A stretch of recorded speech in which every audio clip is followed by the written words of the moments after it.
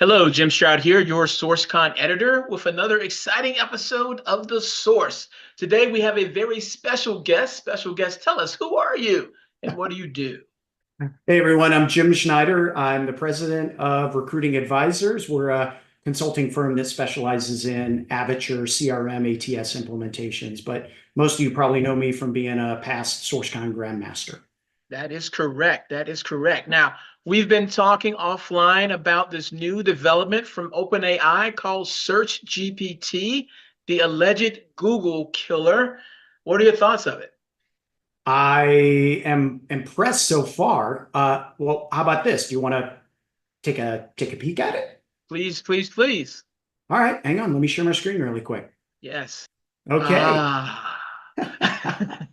So yeah, I know that the thing that I would tell you is that the interface is pretty cool. It's pretty slick. It is just what you see in front of you. But the one thing that I can tell you is, well, why don't I actually, if you want to know what the differences are Yeah, between that's my search, first question. I'm like, okay, I see Search GPT. I know Google. I mean, what's the difference between the two? well, why don't I actually have Search GPT tell you that? Very So, cool. all right, well, why don't we do that? So the cool thing about it is over here, it always gives you the links that it references. So you know that if there's answers, you can go back and you can find where it got the data. And it also has images that it can search from and show you, not search from, but images that you can actually see.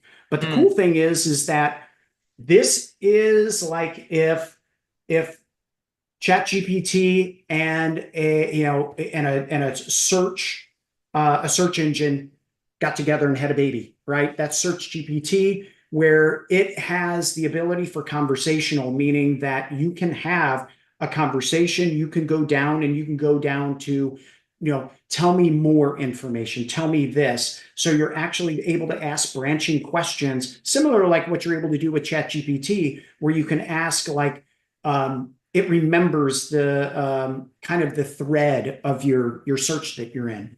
But the one thing that I really like about it the most, besides no ads, is the direct answers. Because the thing that I've been really impressed with is just the ability to get, like one answer, right? So instead of having to dig in, it'll just say, here you go. okay. Give me an example of that direct answer. Like, I see how it Sure. mentioned something about real-time information. Type in something about the Olympics because that's going on right now. Yeah, there you go. How many gold medals has the USA won so far in the 2024 Olympics? And boom, it's up to the second.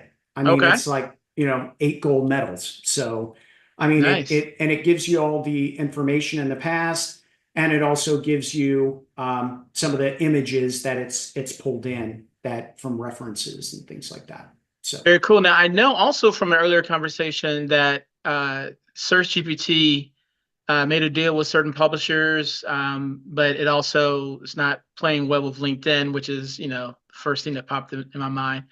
But I know that you were everybody. tinkering around a little bit. Are there ways to get LinkedIn information from Search GPT? Yeah, sorry, my dog is all excited too about all of this stuff that we're doing. But yeah, well, I mean, obviously OpenAI and Microsoft have struck a deal. Microsoft a heavy investor.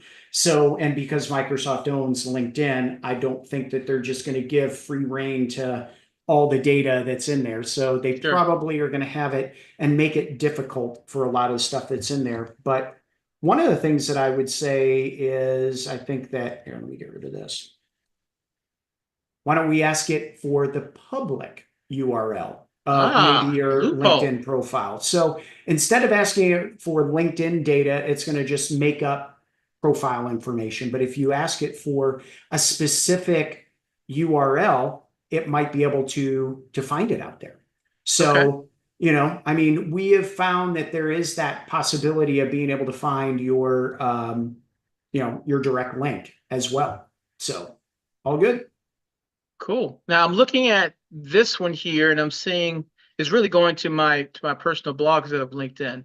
Yeah. Um, I know before there was a certain way that you were saying you could do it. I think the word public was in a different spot, maybe, or Yeah, I don't know. Let me see if we just, how about if we run it again, if it gives us something different? No. No. So Hmm. let's see, give me the public URL for Jim Stroud's LinkedIn profile. I want the actual LinkedIn URL. Wow, it's acting up. It What? is not, it's seeing what we're doing. It's probably Yeah, going, they're it's figured probably out we're trying to learning. hack it. Well, they probably gave me beta access and they're like, this guy's probably going to try to break it. So let's learn from That's another important point, though, because this is still in beta. They're still yeah, fixing quirks. And also, what's important to note is that although we're using it for recruitment advantage, it's basically created for consumer use, overall yeah, consumer use, the way Google is. So yeah, um, Google has a lot of information in it, but it's made for everybody to use, so to speak. And we're coming at Search GPT with a recruiter mindset. So correct. there's that Yeah, as yeah, well. yeah. But the one thing I know that I've been tinkering with, and you've watched me play around with this, and we'll see if it works a little bit.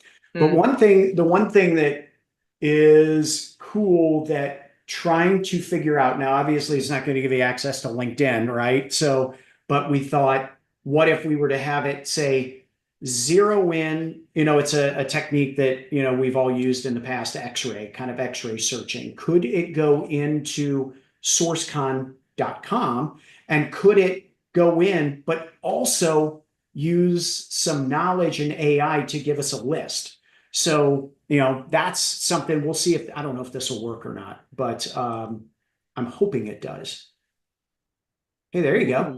Ooh, okay, So okay. what we were able to do is we were able to go in, X-ray a website. So instead of having to use the site colon whatever, but what we did is said just go into this website. But then we could also, I wonder, I haven't tested it, but to wonder if we might be able to say, put this into a table, put this into something else. Don't know. We're tinkering with this. I'm seriously like less than 24, 48 hours of using this thing. I like this because this is not on because like if you did the same search on Google, like pull up Google and do the same search. Like Sure. with Google, we'll probably get a list of search engine results, of different pages, but it's not analyzing the data and giving me the answer. Like, Yeah. see, yeah. So we're just seeing a list of links, and I would have to normally go through and read it and figure it out for myself. Yep. But Search GPT just analyzed it for me. Exactly. And Is so, yeah, what would be really interesting, Jim, we ought to look at like the last hackathon, how there were questions or different things. It'd be mm, interesting to see how this does against like one of those questions because it might be able to use AI reasoning instead of having to go through each page. It may be able to ooh, just boom, boom. So that would be interesting to see. Maybe that's something that the community could do or something. And maybe there may be some as more and more people get access to Search GPT, if they can find a different way of being able to get to the LinkedIn data or X-ray LinkedIn or finding the public data. What we have seen, I've been able to get to LinkedIn profiles. It'll pull up like I think I found your profile, Jim, but the thing is like the issue is that it doesn't reference where it got that information. So it's almost mm. like, oh, I forgot my references of my what sources I'm citing because it's LinkedIn. So, but like maybe show me, Jim Stroud's LinkedIn profile. I don't think it'll do this, Yeah.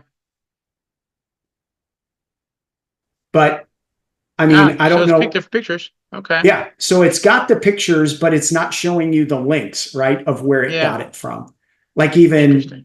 any of these. So, but just wanted to take a couple seconds. I'm glad we had the chance to kind of tinker around with this.